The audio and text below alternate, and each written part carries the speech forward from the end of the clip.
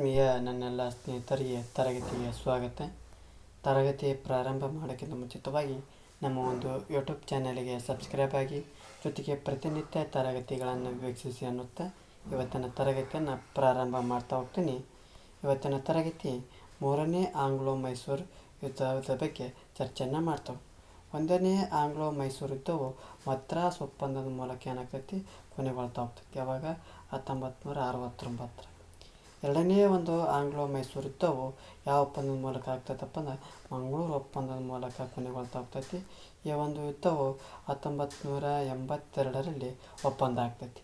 ಇದು 1 ಮತ್ತು 2ನೇ ಆಂಗ್ಲೋ ಮೈಸೂರಿನ ಯುದ್ಧದ ಒಂದು ಒಪ್ಪಂದವು. ಇವತ್ತಿನ ತರಗತಿಯೊಳಗೆ 3ನೇ ಆಂಗ್ಲೋ ಮೈಸೂರು ಯುದ್ಧದ ಬಗ್ಗೆ ಚರ್ಚೆಯನ್ನು ಮಾಡ್ತಾ ಹೋಗೋಣ. ಈ ಒಂದು 3ನೇ ಆಂಗ್ಲೋ ಮೈಸೂರು ಯುದ್ಧದ ಬಗ್ಗೆ ನೇರವಾಗಿ ಯಾಕೆ ಈ ಒಂದು ಯುದ್ಧ ಆಗಕ್ಕೆ ನೇರವಾದ ಕಾರಣ ಯಾವುದಪ್ಪ ಅಂದ್ರೆ ತಿರುವಾಂಕೂರ ರಾಜಕಾರಣಕ್ಕೆ ಒಂದು ಸಂಬಂಧಿಸಿದ ಪ್ರಶ್ನೆ ಆಗ್ತದೆ. ಏನು ಈ ಒಂದು ತಿರುವಾಂಕೂರ ಪ್ರದೇಶ ಆಗಿರ್ಬೋದು, ಒಂದು ತಿರುವಾಂಕೂರ ಒಂದು ರಾಜ್ಯ ಆಗಿರ್ಬೋದು. ಈ ಒಂದು ತಿರುವಾಂಕೂರ ಒಂದು ರಾಜಕಾರಣದಿಂದ ನೇರವಾಗಿ 3ನೇ ಆಂಗ್ಲೋ ಮೈಸೂರು ಯುದ್ಧಕ್ಕೆ ನೇರವಾಗಿ ಕಾರಣ ಆಗ್ತೈತಿ. ಯಾಕೆ ಅನ್ನೋದನ್ನು ಮುನ್ನೋಡ್ತಾ ಹೋಗೋಣ. ಆ ರಾಜ್ಯದ ರಾಜ ನೆರೆಯ ಕೊಚ್ಚಿ ಸಂಸ್ಥಾನದಲ್ಲಿ ಬ್ರಿಟಿಷರ ಬೆಂಬಲದಿಂದ ಕೋಟೆಯನ್ನು ನಿರ್ಮಾಣ ಮಾಡಿತ್ತು. ಯಾರು? ಈ ತಿರುವಾಂಕೂರ ಐತಲ್ಲ, ಆ ತಿರುವಾಂಕೂರ ರಾಜ್ಯದ ನೆರೆಯ ಅಂದ್ರೆ ಪಕ್ಕದ ಕೊಚ್ಚಿ ಸಂಸ್ಥಾನದಲ್ಲಿ ಏನು ಮಾಡಿದ್ದಪ್ಪ ಅಂದ್ರೆ ಆ ಬ್ರಿಟಿಷರ ಸಹಾಯದಿಂದ ಬೆಂಬಲದಿಂದ ಏನು ಮಾಡಿದ್ದಪ್ಪ ಅಂದ್ರೆ ಕೋಟೆಯನ್ನು ನಿರ್ಮಾಣ ಮಾಡಿದ್ದ. ಜೊತೆಗೆ ಆತನು ಡಚ್ಚರಿಂದ ಆಯಾಕೋಟ ಮತ್ತು ಕಾಂಗನೂರು ಕೋಟೆಗಳನ್ನು ಪಡೆದುಕೊಂಡಿದ್ದ. ಯಾರು? ಈ ಕಡೆಗೆ ಒಂದನೇದು ಆ ಬ್ರಿಟಿಷರಿಂದ ಬೆಂಬಲ ಪಡೆದು ಏನು ಮಾಡಿದ್ದ ಕೋಟೆಯನ್ನು ಕಟ್ಟಿದ್ದ. ಈ ಕಡೆಗೆ ಡಚ್ಚರಿಂದ ಆಯಾಕೋಟೆ ಮತ್ತು ಕಾಂಗನೂರು ಕೋಟೆಗಳನ್ನು ಏನು ಮಾಡಿದ್ದ ಪಡೆದುಕೊಂಡಿದ್ದ. ಇದು ಮಂಗಳೂರು ಒಪ್ಪಂದದ ಒಂದು ಷರತ್ತುಗಳ ಉಲ್ಲಂಘನೆ ಆಗಿತ್ತು. ಯಾವುದು? ಮಂಗಳೂರು ಒಪ್ಪಂದದ ಒಂದು ಷರತ್ತುಗಳು ಉಲ್ಲಂಘನೆ ಆಗಿರೋದು ಕಂಡು ಬರ್ತಾ ಹೋಗ್ತೈತಿ. ಮುಂದೆ ನೋಡ್ತಾ ಹೋಗೋಣ. ಏನು ಒಂದೇದು ಈ ತಿರುವಾಂಕೂರು ಯಾಕೆ ಕಾರಣ ಆಗ್ತೈತಂದ್ರೆ ಆ ರಾಜ್ಯದ ನೆರೆಯ ಕೊಚ್ಚಿ ಸಂಸ್ಥಾನದೊಳಗೆ ಏನಾಗ್ತೈತಿ ಬ್ರಿಟಿಷರ ಬೆಂಬಲದಿಂದ ಕೋಟೆಯನ್ನು ನಿರ್ಮಾಣ ಮಾಡಿರ್ತಾರೆ. ಜೊತೆಗೆ ಆ ಡಚ್ಚರಿಂದ ಆಯಾಕೋಟೆ ಮತ್ತು ಕಾಂಗನೂರು ಕೋಟೆಗಳನ್ನು ಪಡೆದುಕೊಂಡಿರ್ತಾರೆ. ಇದು ಮಂಗಳೂರು ಒಪ್ಪಂದದ ಒಂದು ಷರತ್ತುಗಳ ಉಲ್ಲಂಘನೆ ಆಗೋದನ್ನು ಕಾಣ್ತಾ ಹೋಗ್ತೀವಿ.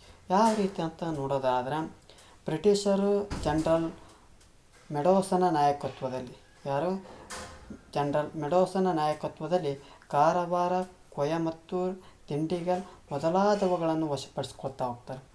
ಯಾರು? ಬ್ರಿಟಿಷರು ಏನು ಮಾಡ್ತಾ ಹೋಗ್ತಾರೆ? ಜನರಲ್ ಮೆಡೋಸನ ನಾಯಕತ್ವದಲ್ಲಿ ಕಾರವಾರ, ಕೊಯಮತ್ತೂರು, ದಿಂಡಿಗಲ್ ಮೊದಲಾದವುಗಳನ್ನು ವಶಪಡಿಸ್ಕೊಳ್ತಾ ಹೋಗ್ತಾರೆ.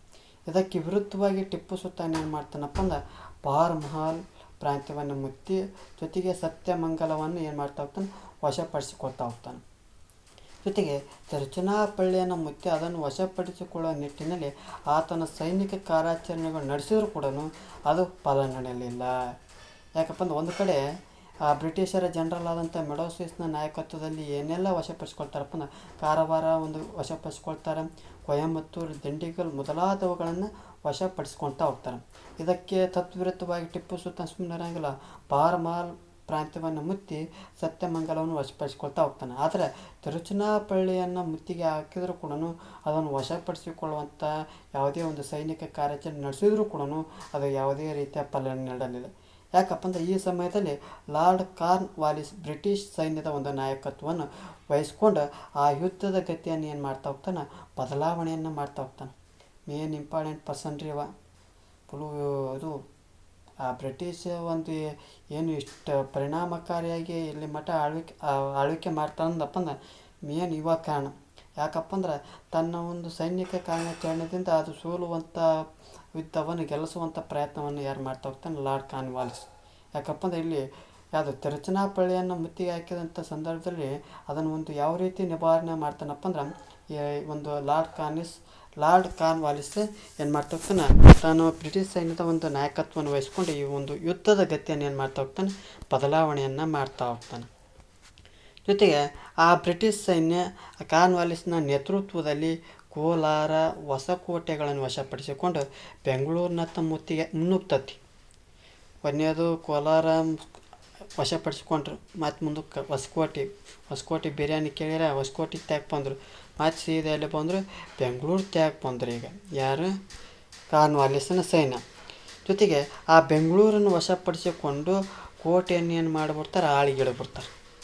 ಕೋಲಾರ ತಗಂದ್ರೆ, ಹೊಸಕೋಟೆ ತಗಂದ್ರು, ಬೆಂಗಳೂರು ಕಡೆ ಬಂದು ಮತ್ತು ಬೆಂಗಳೂರಿನಲ್ಲಿರುತ್ತ ಕೋಟೆನ ಆಳಿಗಿಡ್ಬೇಕಾರೆ ಆ ಬೆಂಗಳೂರನ್ನು ವಶಪಡಿಸಿಕೊಂಡಂಥ ಈ ಕಾರ್ನ್ವಾಲಿಸ್ ಟಿಪ್ಪುವಿನ ನಿರ್ನಾಮಕ್ಕಾಗಿ ನಿಜಾಮ ಮತ್ತು ಮರಾಠರ ನೆರವನ್ನು ಕೊಡ್ತಾನೆ. ನಾವು ಇಷ್ಟೆಲ್ಲ ವಶಪಡಿಸ್ಕೊಂಡಪ್ಪ, ಒಮ್ಮೆರೆ ಟಿಪ್ಪುನ ಏನಲ್ಲ ಬುಡ ಸಮೇತ ಕಿತ್ತೊಗಿಬೇಕಂತಂದು ಈ ಕಡೆ ಹೈದರಾಬಾದ್ ನಿಜಾಮ್ ಕರೀತಾನೆ, ಮರಾಠನ ಕರೆದು ನಮ್ಗೆ ಹೆಲ್ಪ್ ಮಾಡಿರಿ ಅಂತ ಹೇಳ್ತಾನೆ. ಅವಾಗ ಅಂದ್ಬಿಡ್ತಾರೆ ಇವರು ನಿಜಾಮ ಮತ್ತು ಮರಾಠರು. ಇವರು ಒಂದು ಸಂಘಟಿತ ಸೈನ್ಯ ಯಾರ ಜೊತೆ ಸೇರಿದತ್ತಪ್ಪ, ಬ್ರಿಟಿಷರ ಜೊತೆ ಸೇರ್ತಾ ಹೋಗ್ತೈತಿ. ಈ ಬ್ರಿಟಿಷರ ಒಂದು ಸೇರೋದ್ರಿಂದ ಯುದ್ಧದ ಒಂದು ತಿರುವನ್ನು ಏನು ಮಾಡ್ತಾ ಹೋಗ್ತಾರೆ, ಒಂದು ಯುದ್ಧದ ತಿರುವು ಪಡ್ಕೊಳ್ತಾ ಹೋಗ್ತೈತಿ. ಯಾಕಪ್ಪ ಅಂದರೆ ಈಗ ಮೊದಲಿಗೆ ಒಬ್ಬ ಇದ್ದ, ಈಗ ಇವೊಬ್ಬನ ಮೂವರು ಆಗಿಬಿಟ್ರು. ಹಾಗಾಗಿ ಈ ಮರಾಠರು ಏನು ಮಾಡ್ತಾ ಹೋಗ್ತಾರೆ, ಸವಣೂರು, ಗಜೇಂದ್ರಗಡ, ಲಕ್ಷ್ಮೇಶ್ವರ, ಹುಬ್ಬಳ್ಳಿಗಳನ್ನು ಏನು ಮಾಡ್ತಾ ಹೋಗ್ತಾರೆ, ವಶಪಡಿಸ್ಕೊಳ್ತಾ ಹೋಗ್ತಾರೆ. ಯಾರು? ಮರಾಠರು. ಎಲ್ಲಿ? ಹಾವೇರಿ ಹತ್ರ ಸವಣೂರು, ಗದಗಿನ ಗಜೇಂದ್ರಗಡ, ಲಕ್ಷ್ಮೇಶ್ವರ, ಹುಬ್ಬಳ್ಳಿಯನ್ನು ಏನು ಮಾಡ್ತಾ ಹೋಗ್ತಾರೆ, ವಶಪಡಿಸ್ಕೊಳ್ತಾ ಹೋಗ್ತಾರೆ. ತದನಂತರದಲ್ಲಿ 1792ರಲ್ಲಿ ಈ ಸಂಘಟಿತ ಸೈನ್ಯ ಏನು ಮಾಡ್ತಾ ಹೋಗ್ತೈತಿ, ಒಂದೊಂದಾಗಿ ಕೋಟೆಗಳನ್ನು ಏನು ಮಾಡ್ತಾ ಹೋಗ್ತೈತಿ, ವಶಪಡಿಸಿಕೊಂಡು ಎಲ್ಲಿ ಬರ್ತಾರೆ, ಶ್ರೀರಂಗಪಟ್ಟಣದ ಕಡೆಗೆ ಸಾಗ್ತಾ ಹೋಗ್ತಾರೆ. ಜೊತೆಗೆ ಈ ಶ್ರೀರಂಗಪಟ್ಟಣದ ಕಡೆ ಸಾಗಿದಂಥ ಸಂದರ್ಭದಲ್ಲಿ ರಾತ್ರಿ ವೇಳೆಯಲ್ಲಿ ಏನು ಮಾಡ್ತಾ ಹೋಗ್ತಾರೆ, ಕೋಟೆಯನ್ನು ಆಳುಗೆಳ್ತಾ ಹೋಗ್ತಾರೆ. ಇದರಿಂದ ಸಿಟ್ಟಿಗೆದ್ದು ಬರ್ತಾನೆ ಯಾರು? ಟಿಪ್ಪು ಸುಲ್ತಾನ್. ಸಿಟ್ಟಿಗೆದ್ದು ಏನು ಮಾಡ್ತಾ ಹೋಗ್ತಾನೆ, ಬ್ರಿಟಿಷರೊಂದಿಗೆ ವಿಚಲಿತಗೊಳ್ತಾ ಹೋಗ್ತಾನೆ. ನಾನು ಯೋಚನೆಗಳ ಕತ್ಬಿಟ್ಟೆ. ಆ ಟಿಪ್ಪು ಸುಲ್ತಾನ್ ಏನು ಮಾಡ್ತಾ ಹೋಗ್ತಾನೆ, ವಿಚಲಿತಗೊಂಡು ಬ್ರಿಟಿಷರೊಂದಿಗೆ ಒಂದು ಒಪ್ಪಂದವನ್ನು ಮಾಡಿಕೊಳ್ಳಲಿಕ್ಕೆ ನಿರ್ಧಾರ ಮಾಡಿಬಿಡ್ತಾನೆ. ಯಾಕಪ್ಪ ಅಂದ್ರೆ 3 ಸೈನ್ಯ, ಒಬ್ಬನ ಸೈನ್ಯ, ಅವ್ನು ನೋಡಿ ಒಂದೊಂದು ಇದಕ್ಕೆ ಹಾಕಿ ಸೇರಿನ ಏನದ ರಾಶಿ ಮಾಡಕತ್ತಬಿಟ್ಟಾರೆ. ಹಾಗಾಗಿ ಇವನು ಏನು ಮಾಡಿಬಿಡ್ತಾನೆ, ಈ ಕೆಲಸಗಳೆಲ್ಲ ಏನು ಮಾಡೋಣ, ಬ್ರಿಟಿಷರ ಜೊತೆಗೆ ಏನು ಮಾಡಿಬಿಡ್ತಾನೆ, ಒಪ್ಪಂದ ಮಾಡೋಕ್ಕೆ ನಿರ್ಧಾರ ಮಾಡ್ತಾನೆ. ಇದು ಕೂಡ ಒಂದು ರೀತಿಯ ಅನಿವಾರ್ಯ. ಯಾಕಪ್ಪ ಅಂದ್ರೆ 3 ಒಕ್ಕೂಟ ಸೈನ್ಯ ಆಗಿತ್ತು. ಹಾಗಾಗಿ ಏನು ಮಾಡೋಕ್ಕಂದು ಅನಿವಾರ್ಯನ ಆಗಿತ್ತು. ಹಾಗಾಗಿ ಏನು ಮಾಡ್ತಾ ಹೋಗ್ತಾನೆ, 1792ರಿಗೆ ಏನು ಮಾಡ್ತಾ ಹೋಗ್ತಾನೆ, ಅಸಮಾನ ಷರತ್ತುಗಳನ್ನು ಹೊಂದಿತ್ತಂತ ಈ ಶ್ರೀರಂಗಪಟ್ಟಣ ಒಪ್ಪಂದಕ್ಕೆ ಏನು ಮಾಡ್ತಾ ಹೋಗ್ತಾನೆ, ಸಹಿ ಹಾಕುವ ಮೂಲಕ ಈ ಯುದ್ಧಕ್ಕೆ ಏನು ಮಾಡ್ತಾ ಹೋಗ್ತಾನೆ, ಸ್ವಲ್ಪ ಕೊನೆಗೆ ಕಾಣ್ತಾ ಹೋಗ್ತಾನೆ. ಅಸಮಾನ ಷರತ್ತುಗಳಂತ ತಿಳ್ದಂಗೆ ಕಂಡೀಷನ್ ಹಾಕ್ಬಿಡೋದು, ವಿಭಿನ್ನ ರೀತಿಯ ಷರತ್ತುಗಳನ್ನು ಹಾಕ್ಬಿಡ್ದು. ಆ ಒಂದು ಅಸಮಾನ ಷರತ್ತುಗಳು ಹೊಂದಿದ್ದಂಥ ಈ ಶ್ರೀರಂಗಪಟ್ಟಣ ಒಪ್ಪಂದಕ್ಕೆ ಏನು ಮಾಡ್ತಾ ಹೋಗ್ತಾನೆ, ಸಹಿ ಹಾಕುವ ಮೂಲಕ ಏನಾಗ್ತಾನೆ, ಕೊನೆಗೆ ಆಡ್ತಾ ಹೋಗ್ತಾನೆ. ಈ ಒಪ್ಪಂದದ ಅನ್ವಯ ಏನಾಗ್ತೈತಿ, 3ನೇ ಆಂಗ್ಲೋ ಮೈಸೂರು ಯುದ್ಧ ಕೊನೆಗೊಳ್ತಾ ಹೋಗ್ತೈತಿ. ಜೊತೆಗೆ ಈ ಒಂದು ಟಿಪ್ಪುವನ್ನು ಮಣಿಸಲು ಏನು ಮಾಡ್ತಾ ಹೋಗ್ತಾರೆ,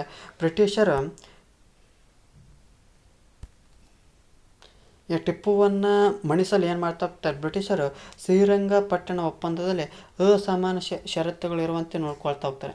ಯಾಕಪ್ಪ ಅಂದ್ರೆ ಅವನು ಯಾರ ವಿರುದ್ಧ ಅವನು ಟಿಪ್ಪು ಸುಲ್ತಾನ್ ಗುರಿ ಇಟ್ಕೊಂಡಿದ್ದು ಏನು, ಬ್ರಿಟಿಷರನ್ನು ಭಾರತದಿಂದ ಓಡಿಸ್ಬೇಕು ಅನ್ನೋದು ಗುರಿ ಇಟ್ಕೊಂತ.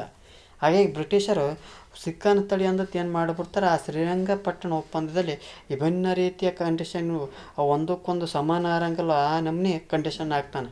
ಆ ಷರತ್ತುಗಳು ಯಾವ್ಯಾವಪ್ಪ ಅಂದ್ರೆ, ಟಿಪ್ಪು ಒಂದೇದು ನೋಡಪ್ಪ, ಟಿಪ್ಪು ಏನು ಮಾಡ್ಬೇಕು, ನೀನು ತನ್ನ ಒಂದು ಅರ್ಧ ರಾಜ್ಯವನ್ನು ಬಿಟ್ಕೊಡ್ಬೇಕು, ಏನು ಮಾಡೋಕ್ಕಾಗಲ್ಲ, ಅಂತಾನೆ. ಜೊತೆಗೆ 3 ಕೋಟಿ ರೂಪಾಯಿಗಳು ಯುದ್ಧ ನಷ್ಟವಾಗಿ ಪರಿಹಾರ ಕೊಡಬೇಕು, ಏನು ಮಾಡೋಕ್ಕಾಗಲ್ಲ, ಅಂತಾನೆ. ಯುದ್ಧ ನಷ್ಟ ಭರ್ತಿ ಗ್ಯಾರಂಟಿಯಾಗಿ ತನ್ನ 2 ಗಂಡು ಮಕ್ಕಳನ್ನು ಒತ್ತೆಯಾಗಿ ನೀಡುವುದು. ನೋಡ್ರಿ, ಅವರು ಇವತ್ತಿನ ಕಾಲಕ್ಕೆ 3 ಕೋಟಿ ರೂಪಾಯಿ ಎಷ್ಟಂತೆ, ಅವತ್ತಿನ ಕಾಲಕ್ಕೆ 3 ಕೋಟಿ ಯುದ್ಧ ನಷ್ಟ ಆಗ್ತಾರೆ. ಯುದ್ಧ 3 ಕೋಟಿ ರೂಪಾಯಿ ಯುದ್ಧ ನಷ್ಟ ಆಗ್ತಾರೆ.